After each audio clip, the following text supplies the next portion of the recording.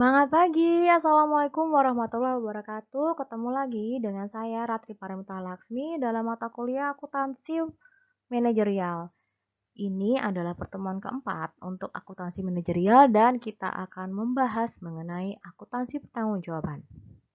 Akuntansi pertanggungjawaban atau responsibility accounting.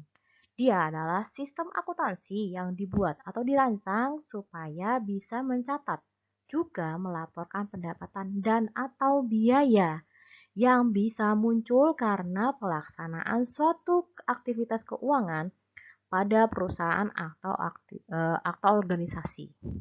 Kalau tadi kita sudah membahas mengenai pengertian dari akuntansi pertanggungjawaban atau responsibility accounting, maka kita sekarang akan membahas mengenai pendekatan akuntansi pertanggungjawaban.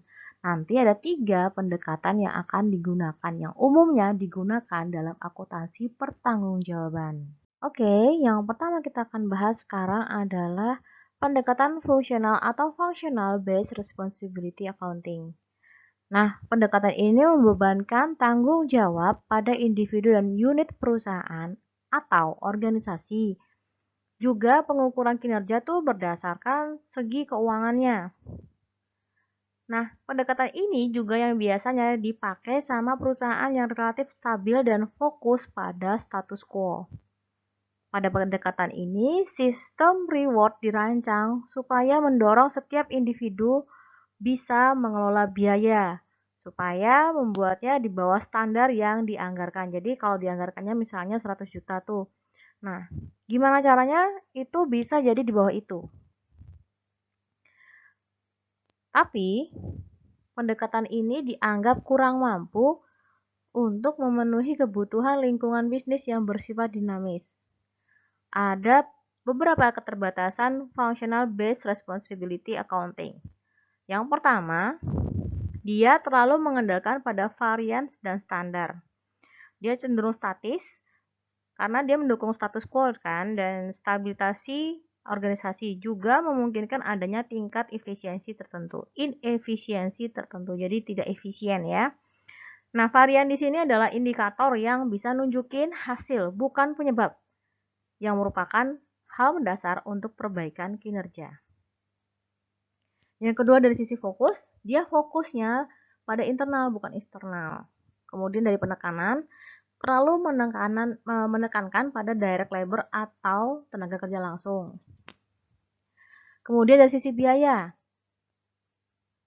biaya yang tidak memiliki nilai tambah cenderung diabaikan. Kemudian dari performance, insentif laporan keuangan memberikan hal yang kurang tepat ya. Jadi dia mendorong terlalu banyak produksi dan persediaan yang nggak dibutuhin. Juga bekerja berlawanan dengan prinsip kerusakan nol atau zero defect dan sama total quality control. Juga bisa bekerja berlawanan dengan ketersediaan mesin yang khususnya buruk dalam kondisi bottleneck. Dia juga terlalu menekankan pada ukuran keuangan. Pendekatan kedua yang akan kita bahas adalah activity based responsibility. Dia berfokus sama proses juga teamwork atau kerja tim. Kinerjanya diukur berdasarkan faktor keuangan dan non-keuangan atau operasional. Kemudian tujuannya adalah menghasilkan produk dengan biaya rendah, berkualitas tinggi, dan diterima konsumen tepat waktu. Nah, dia punya tuh 3 elemen penting dalam activity based responsibility accounting. Yang pertama adalah time atau waktu. Kemudian yang kedua adalah efisiensi.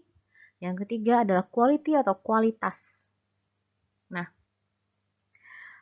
activity based responsibility ini dia tujuannya tadi sudah disebutkan ya bahwa menghasilkan produk dengan biaya rendah, berkualitas tinggi dan diterima konsumen. Selain itu dia juga menuntut adanya perbaikan berkelanjutan atau continuous improvement. Nah, continuous improvement yang bisa dilakukan adalah yang pertama, improvement proses atau perbaikan proses. Yang kedua adalah innovation proses atau proses inovasi. Yang ketiga adalah proses creation atau penciptaan proses. Berbagai perubahan tadi, semua perubahan tadi yang 3 tadi, memerlukan aktivitas tim, maka reward tim lebih sesuai daripada reward individu.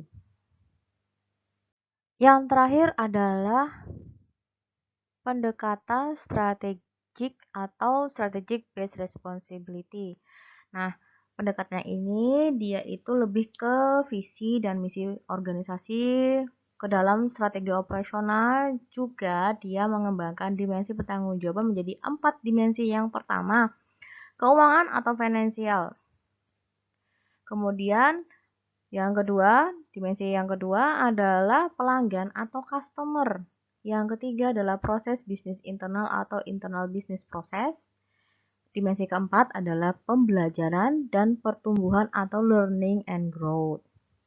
Jadi ukuran kinerja itu nanti bisa dirancang supaya bisa mengkomunikasiin tuh strategi bisnis mana yang mau dipakai, juga bantu untuk memperlancar atau menyelaraskan tujuan individu serta organisasi. Nah, ukuran yang dipilih dia harus menyeimbangkan tuh antara ukuran like versus lead, objektif versus subjektif, keuangan versus non-keuangan, juga antara internal versus eksternal. Baik, yang kita lihat di sini adalah contoh untuk pembahasan kali ini. Di sini kita lihat ada PT Sanjaya yang dia ada 4 tingkat di situ.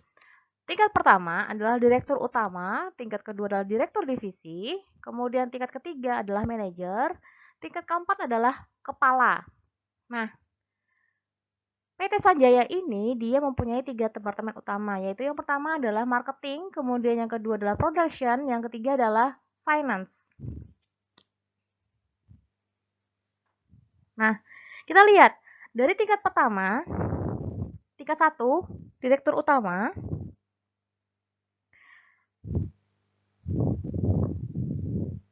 Informasi yang disajikan pada tingkat tersebut adalah biaya yang terjadi pada kantor direktur utama ya, yang tingkat 1 ini. Di mana dia kantor direktur utama itu mempunyai biaya sebesar 200 juta rupiah. Termasuk di dalamnya adalah gaji direktur utama dan berbagai biaya administrasi lainnya. Setelah itu, laporan menyajikan biaya yang terjadi pada semua divisi, meliputi divisi pemasaran atau marketing division, production division, dan finance division. Finance keuangan, production adalah produksi. Kemudian pada tingkat kedua, itu terjadi di kantor direktur produksi. Nah, kantor direktur produksi ini mempunyai biaya sebesar 90 juta rupiah. Dan biaya terjadi di semua pabrik bidang produksi, meliputi biaya pabrik produksi komersial sebesar 170 juta, kemudian biaya produk konsumen sebesar 520 juta, kemudian yang terakhir adalah produk militer sebesar 630 juta. Pada tingkat ketiga, di sini adalah yang kita pakai adalah laporan biaya manajer produk konsumen.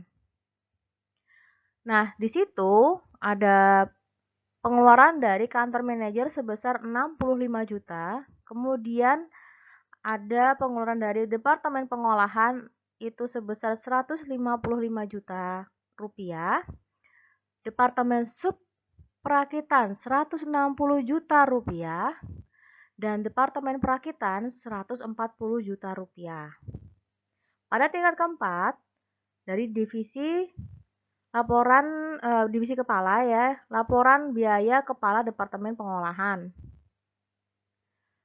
Nah, totalnya adalah 155 juta rupiah, di mana itu terdiri dari pengeluaran dari kantor kepala sebesar 30 juta rupiah, pusat biaya pertama 50 juta rupiah, pusat biaya kedua 35 juta rupiah, Pusat biaya ketiga adalah 40 juta rupiah.